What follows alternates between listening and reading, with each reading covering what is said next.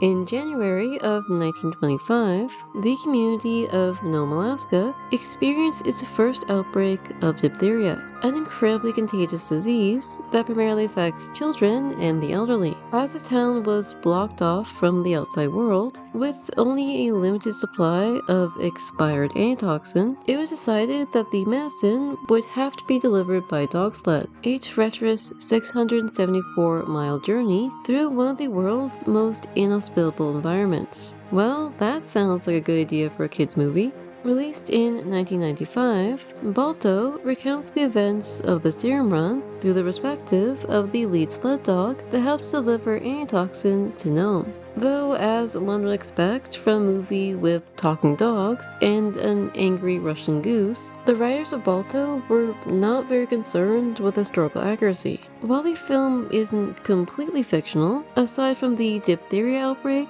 the delivery of anti-toxin by dog sled, and the statue of Balto in New York Central Park, everything else technically belongs in.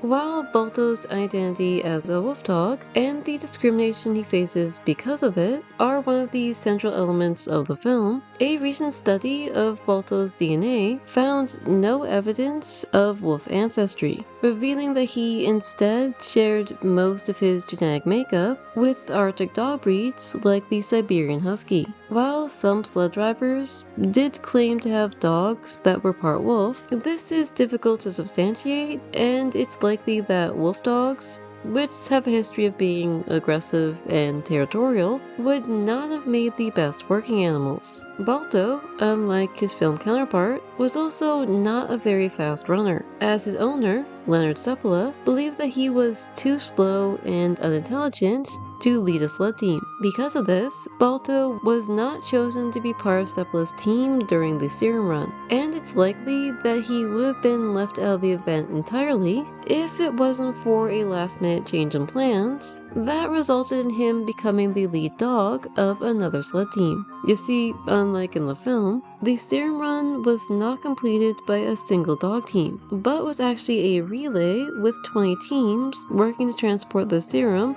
along the 674-mile route from Nenana to Nome. Given the extreme cold, which often dipped below -60, as well as the distance that the package would have to travel to reach Nome, relying on multiple sled teams, limited exposure to the elements, and allowed for faster delivery by switching out the teams with fresh dogs. But while the relay was able to move much faster than a typical mail run, which generally took around 20 days, as the epidemic worsened, the governor of Alaska, Scott Bone, was pressured to speed up the delivery. With limited options, Bone decided to add 4 more sled drivers to the relay, one of which was Gunnar Kazan, a co-worker of Seppala's, who decided to borrow Balto to use as his lead sled dog. Though Kazan and Balto were only supposed to deliver the package as far as port safety, when they arrived at their destination at 3 o'clock in the morning, they discovered that the other driver,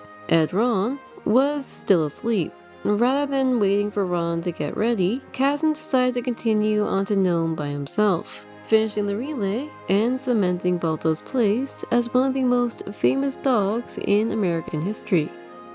Though air travel was considered as a possible alternative to delivering the serum by dog sled, it was decided that an air delivery would be too risky, as a plane crash could damage the serum or leave the pilot stranded in the Alaskan wilderness. While they did attempt to deliver an additional 500,000 units of anti-toxin by air a few days after the Serum Run on February 8th, due to persistent mechanical issues, the plane was unable to take off, and the remaining serum was eventually delivered by a dog sled.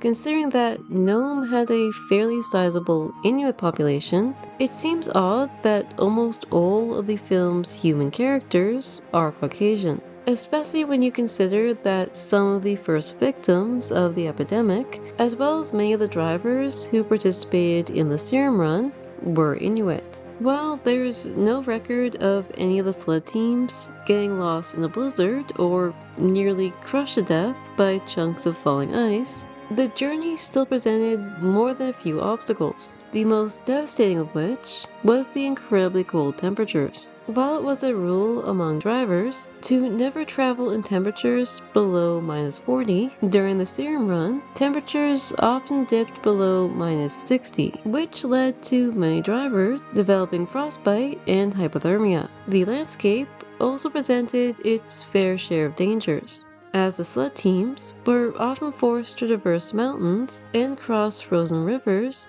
that could break apart and leave them stranded. Which is exactly what happened to Seppala, Balto's owner, when he attempted to cross Norton Sound. Seppala and his team only survived because of the actions of his lead dog, Togo, who pulled the team to safety after Seppala threw him onto shore. Whereas my dog is so lazy, I generally struggle to get her to go for a walk.